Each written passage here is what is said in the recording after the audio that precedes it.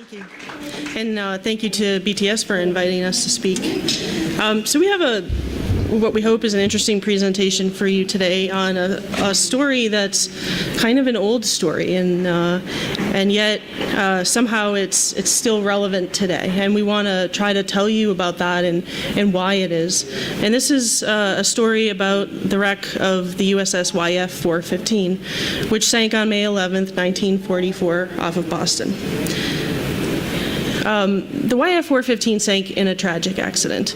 It was a work lighter, and it performed various tasks in the coastal waters off of Massachusetts. And one of its assignments on May 11th, 1944 was to dispose of condemned ordnance.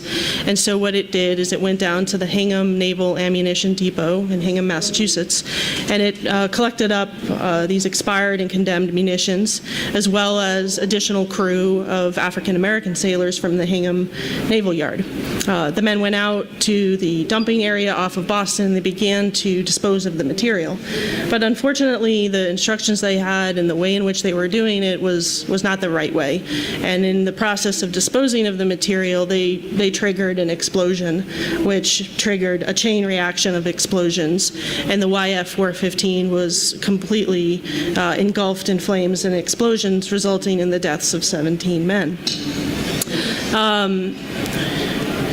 This wreck was unknown for many years, and it's one of those things that appears in the historical record. Someone somewhere might have run across it, but it was largely just not on anyone's radar. It was an unknown shipwreck until July 2003, when the wreck was discovered by Bob Foster and a group of us that had been diving together with him. And this was a pretty exciting thing, right? If any of you out here are wreck divers, you know finding a wreck is like the Holy Grail. If you get to do it once, that's really an exciting thing. If you get to do it more than once, that's even better. But what happened with this story is we found this wreck, we got to discover it and do our thing as wreck divers, but it went on. It transformed into a story that has become much bigger than us, and this is a story that starts out about a wreck and a group of wreck divers, and it ends with a story about people and discovering who you are and discovering things about your family and the people around you. So this is quite a journey, and why we decided to bring this old wreck back up and talk about it again was because of the amazing things that have happened in our experience over the last 16, 17 years. But first we want to take you back to 2003, a time where we all had fewer gray hairs and our gear configuration looked a little different. This is the group of us who were involved in diving the wreck, and I think so much has changed in technical diving since 2003. We have tremendous technology now, advancements with rebreathers and dive computers. In 2003, it was a different world, and dives to this depth range were quite a bit more challenging. But this group of friends, that we had been diving together and exploring shipwrecks off of Massachusetts, we really had just this incredible experience of finding a wreck and not knowing where it would go and what it would mean. And so what we want to do is kind of take you back and start by kind of reflecting on the discovery and how we feel about it today and what our experiences were diving it. So the next couple of clips are going to be some video clips showing you footage from the wreck from the initial dives, which is 2003, 2004 quality, days long before GoPro came along, and talk a little bit about our process of diving the wreck, what we saw, what we experienced, and then where it led to from there. Diving any new wreck, as you can attest, is exciting because it's the discovery. Even if it's a barge, it's some diving a wreck. Well, our first technical glitch. Diving any new wreck as you can attest, is exciting because it's the discovery. Even if it's a barge, it's something that you've never seen before, and you're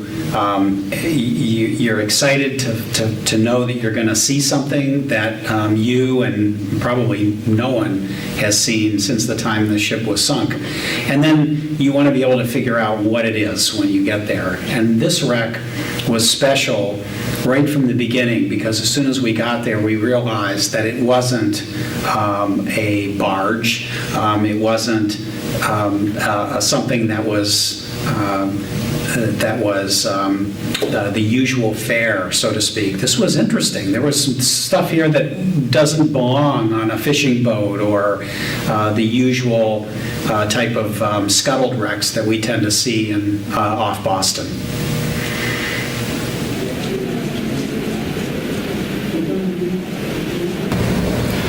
Diving a YF-415 for the first time back in 2003 was a pretty significant accomplishment at that time.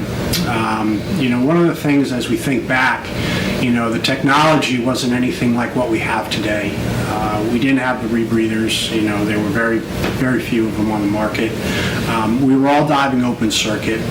These were sub 200-foot dives. So they took a fair amount of planning and preparation to get ready for these dives. They were not trivial in any stretch.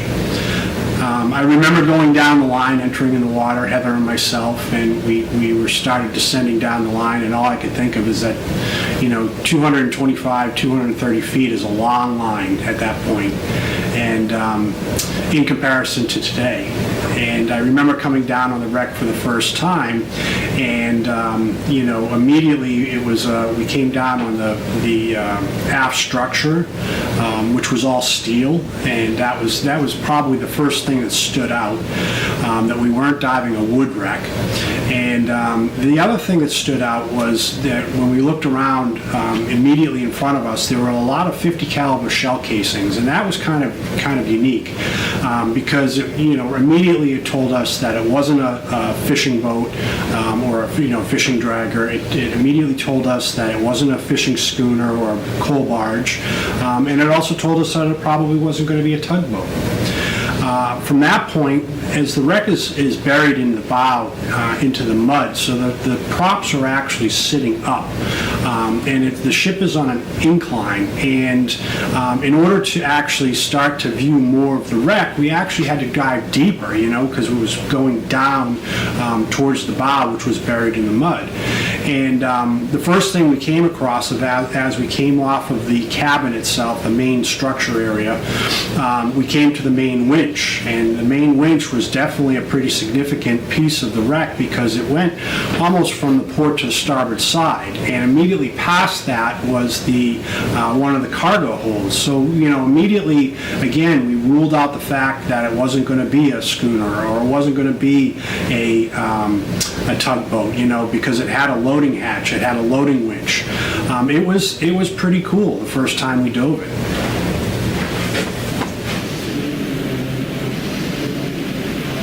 This was not your ordinary wreck, especially when we started to see the shells and just other evidence that this was something different. And when I think back on it now, after all this time, it still stands out for me personally as a really remarkable experience. I was only 26 years old when I dove the YF-415 for the first time, definitely the youngest member of the group. And it was just a really amazing opportunity to be part of that and to, kind of think about how it has continued to evolve when we think about the story of the YF-415 and where it's gone from that point to today.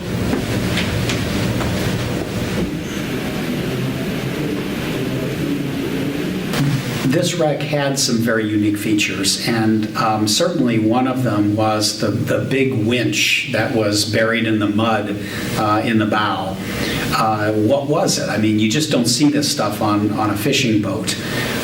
There were two props again, very unusual on a fishing boat. And I remember Jack Ahern, who was with us, had served in the Navy, and he said, you know, this looks like a Navy ship with the way it was set up.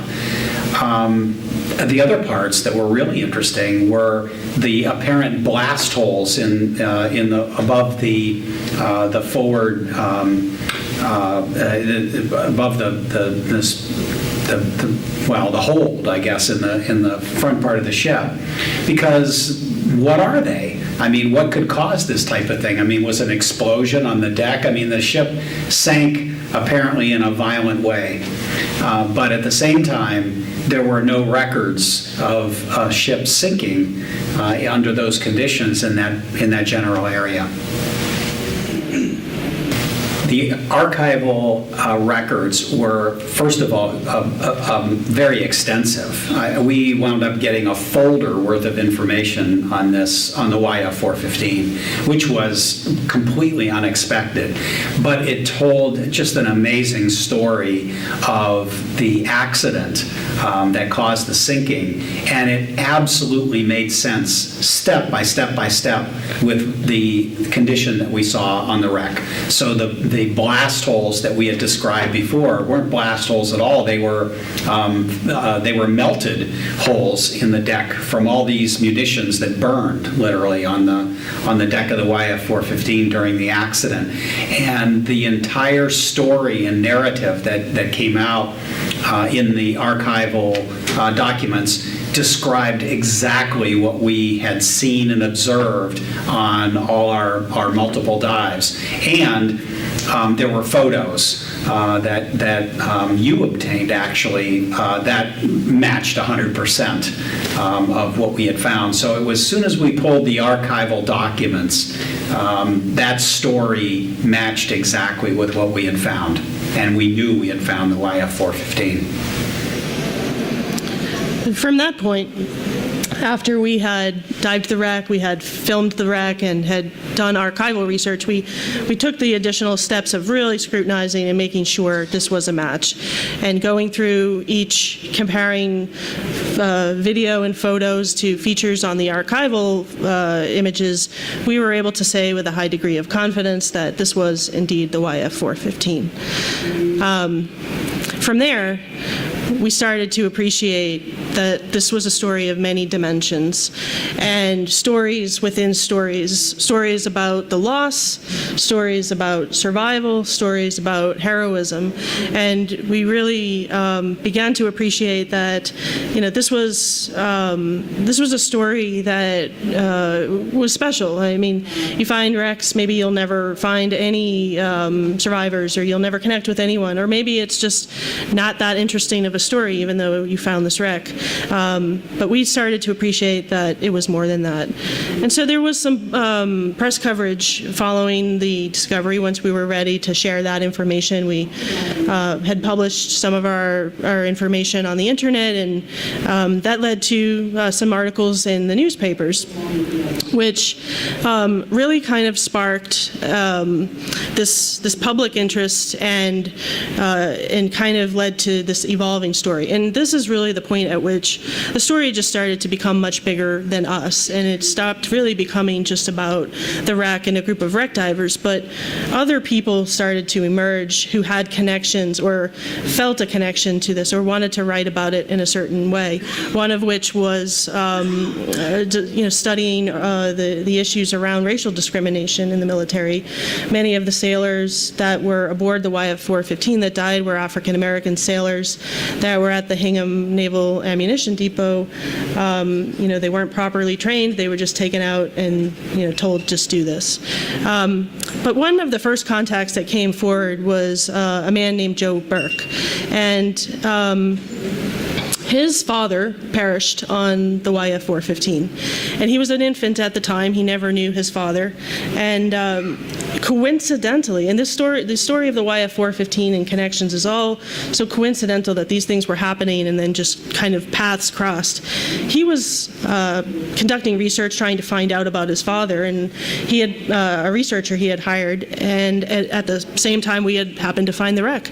And so we got into contact with him, and we met with him, and learned about his story. And he became very passionate about the YF-415, so much so that he contacted the military and he enlisted the support of Senator Ted Kennedy to conduct a memorial service and have a proper recognition of these men who perished on the YF-415. And we're just going to play you an excerpt from that. We weren't able to be on the vessel for the service, but they were nice enough to send us some footage. And it doesn't want to play. Let us pray. God is our refuge and strength, a very present help in trouble.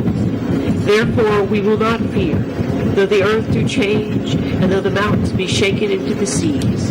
For this God is our God forever and ever. He will be our God, even unto death.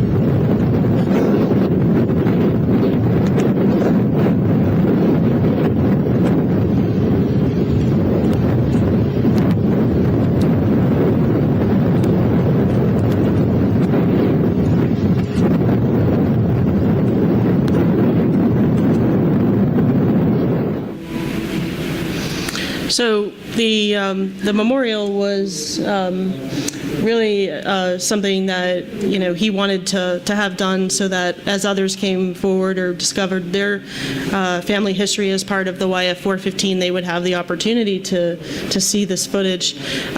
He also went on to ask Senator Kennedy to enter the 60th anniversary of the YF-415 sinking into the congressional record, which he did, and it really marked a nice recognition of the story, the accident, and we really enjoyed the opportunity to meet Joe Burke. Unfortunately, he passed away unexpectedly a few years after this. And it really, at that point, the story of the YF-415 kind of went quiet. We sort of moved on to other projects, and we thought that was it. It was sort of in the past. There were some things happening, though, actually, and we just were mostly unaware of them. The Hingham sailors, there were a group of African-American sailors that were doing some things on their own. And we had a few interactions with them early on when we had first discovered the wreck, but for the most part, we really didn't know what was going on with that group. They had actually conducted a memorial in 2012 and erected this stone, which is at the present-day naval yard. So there were some things were happening, but we were largely unaware of them until 2013, when the next chapter of the story unfolded. And play.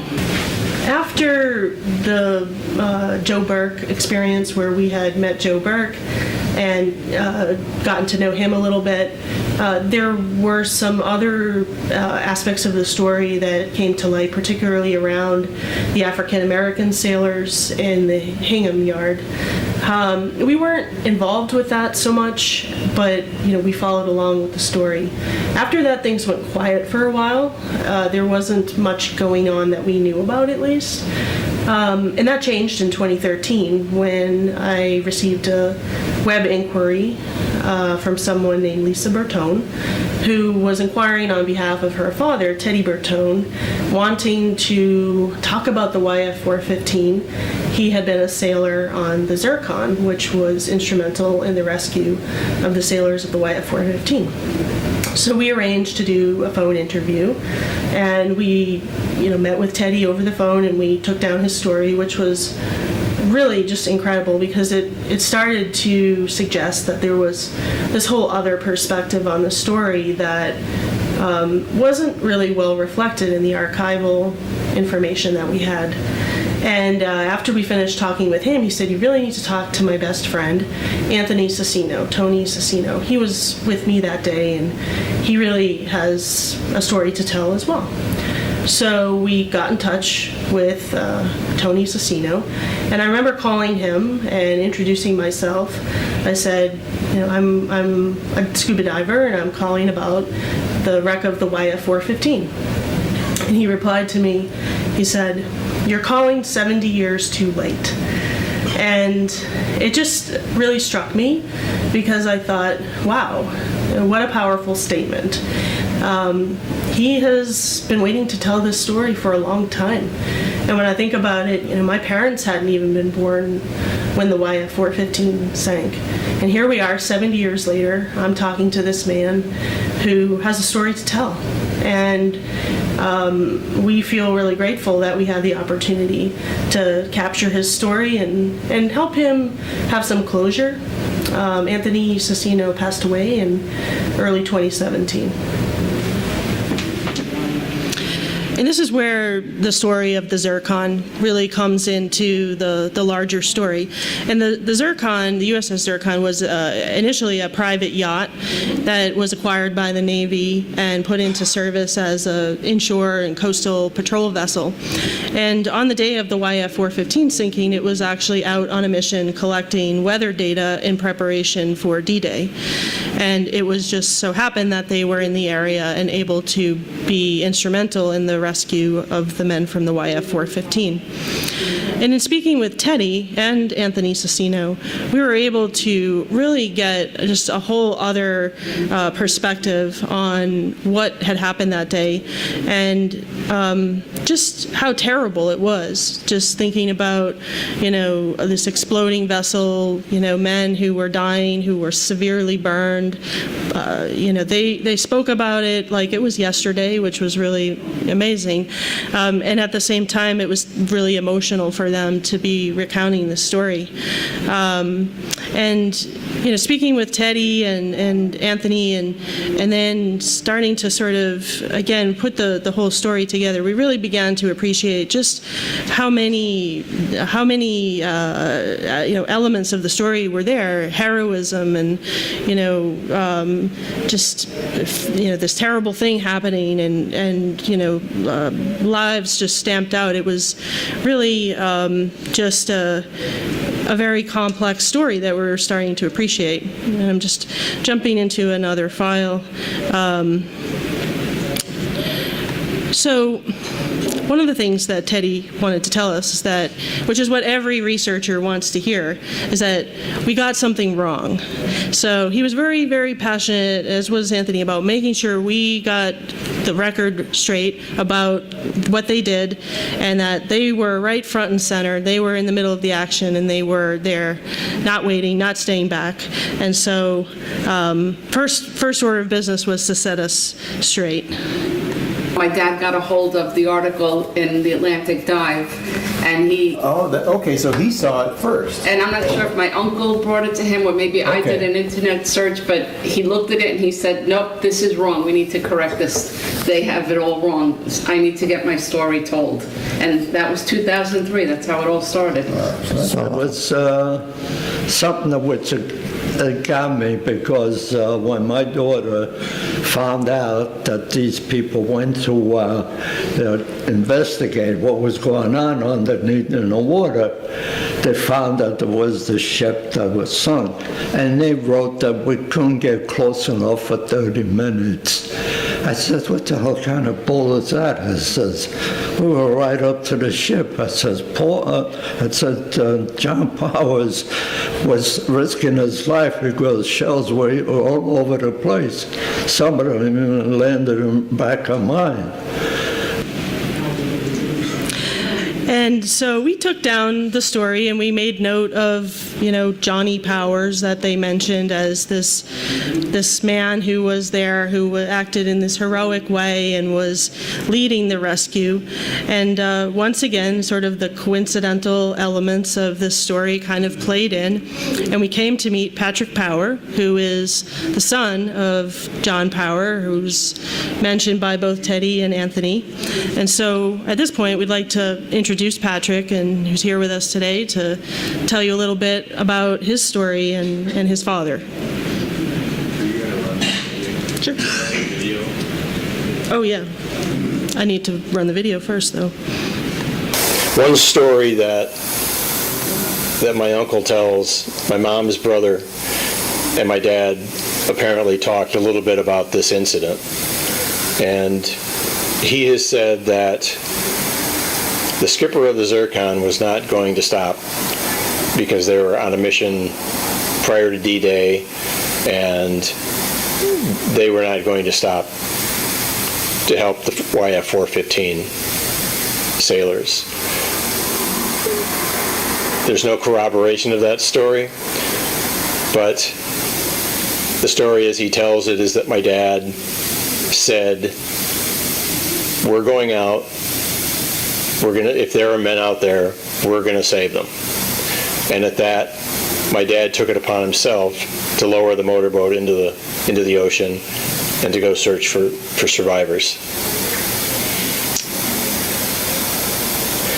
That remains a pretty moving thing for me,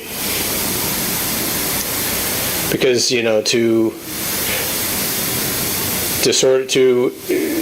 that situation means that he stood up to the ship's commanding officer, and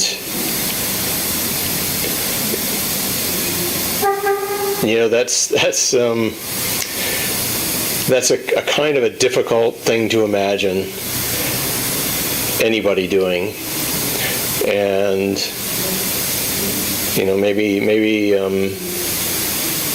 maybe every other sailor would have done the same thing. I don't know, but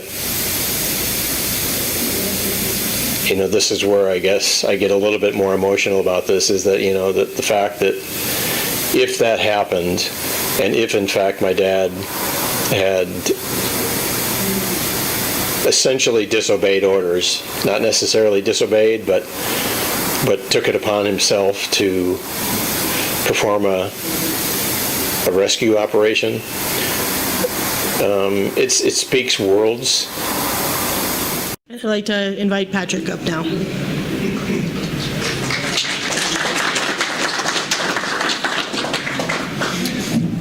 So this is where it starts for me.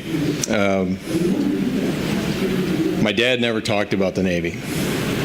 In fact, when I recall asking him at some point what he did, and he said that he worked on a minesweeper. The Zircon was not a minesweeper.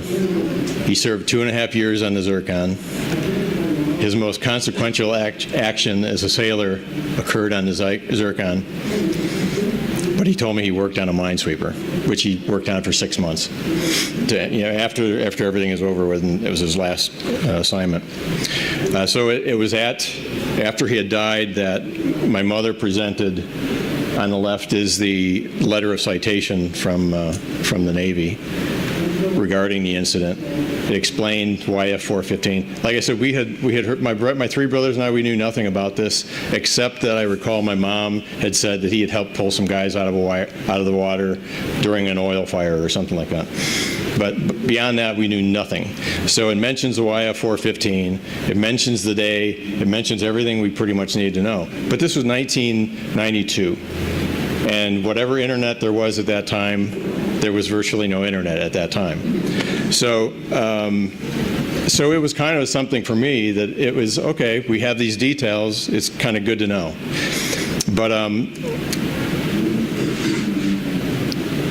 I think that my brother sent me an email at some point many years ago about the YF-415. But again, it was more of a satisfaction of knowing what might have happened that day.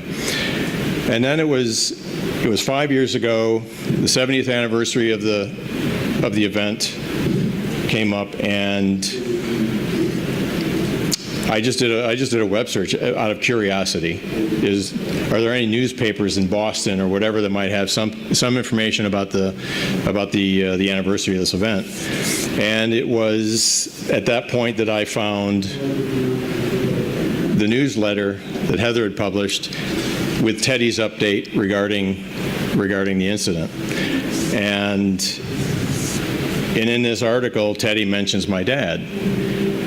And I don't know about you, but it was a pretty surreal thing to find something on the internet about your father that you'd never ever heard about, and some stranger talking about your father.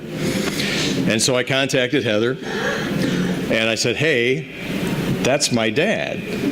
And except his name is spelled wrong. It's Power, not Powers. But the thing is that my dad actually called himself Powers all the time, and so that it's made sense that Teddy called him that. So anyway, Heather got me in touch with Lisa, Teddy's daughter, and she sent me this photograph I'd never seen before that my dad's in. And there in the back row, looking like he's about to kick somebody's ass, is my dad. And so a couple of years ago, in the fall of 2017, I had some work in Boston. So in addition to going over to the Hingham Memorial and checking that out, I met up with Heather and Dave and Bob Foster for the first time. And then I took a train down to New York and to Staten Island to meet Teddy for the first time. And an interesting sidebar, because Dave told me we have just a little bit more time than expected.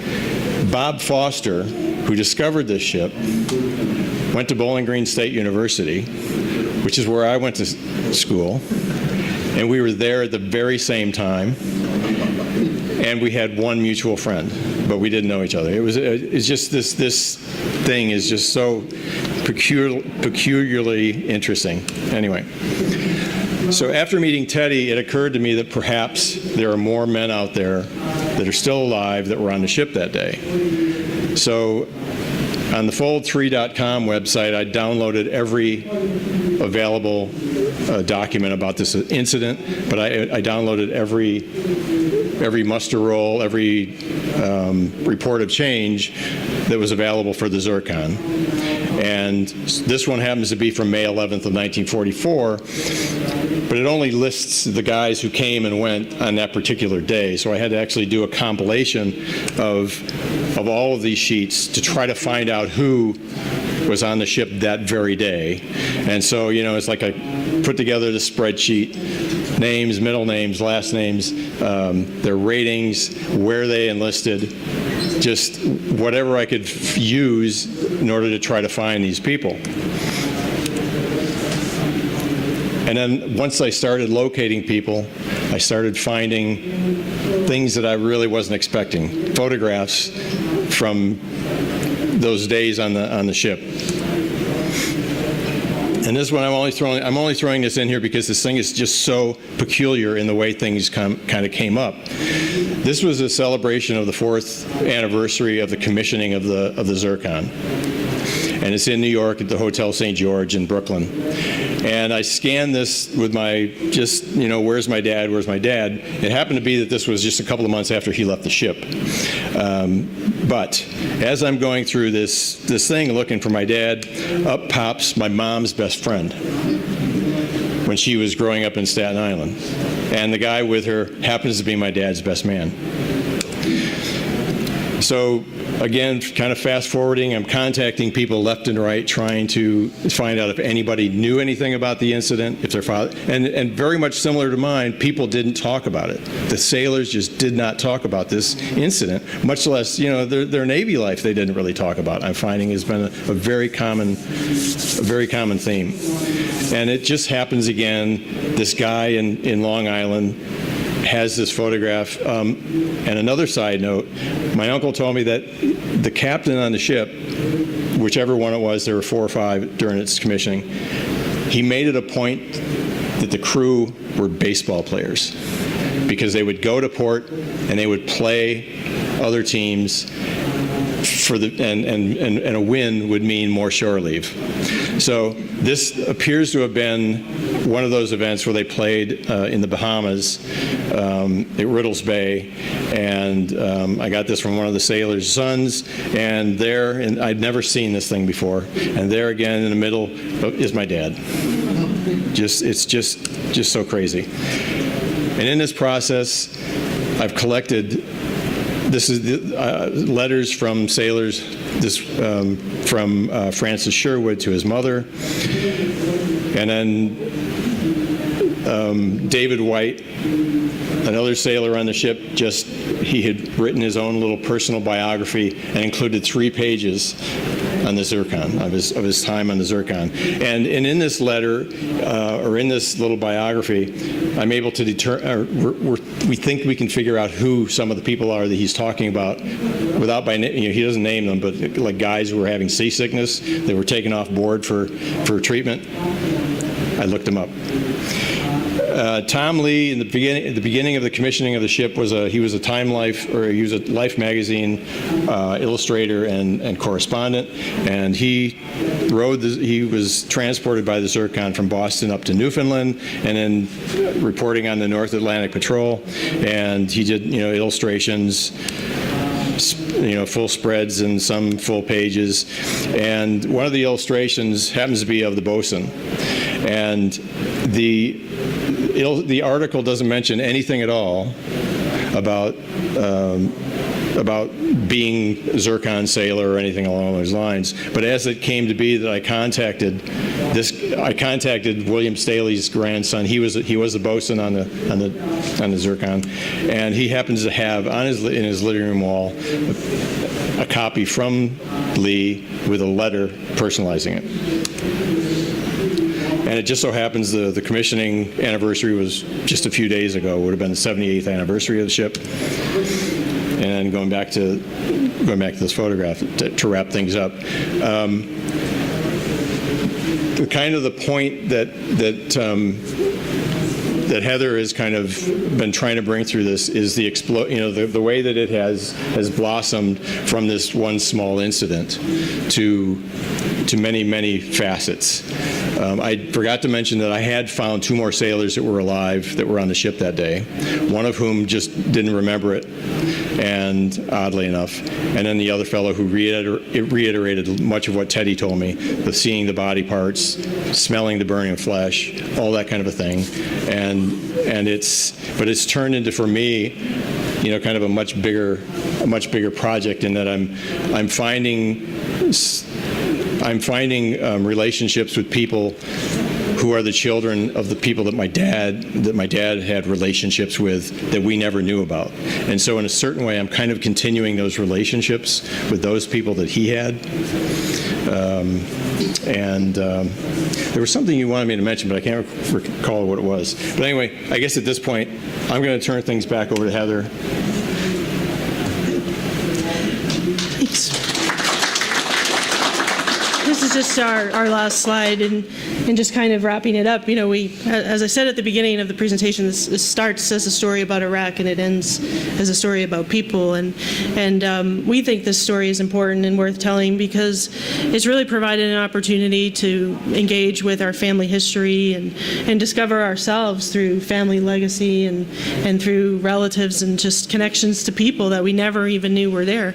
In some cases, maybe it's brought some closure for sailors that were, waiting or suffering with this for a long time, wanting to talk about it. And as divers, it brings a sense of accomplishment that, our work has contributed to something important, and that it matters to somebody, getting out there and diving and exploring and finding these wrecks. It's not just about the wreck diving, it's about, making a contribution, and we feel fortunate that we think we did that with the YF-415. So thank you. Appreciate you guys attending and listening.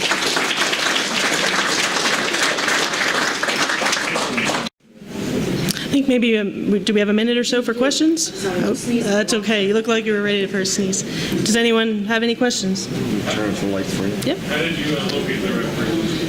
The wreck was located initially using hang numbers, so like fishermen's numbers where gear had gotten hung up, and we had just been out investigating hangs and driving around in the boat and marking targets, and this looked promising, so we decided to dive it. And we actually had marked it in the fall of 2002, and we had to wait until the summer of 2003 to make the dive, but it was that way.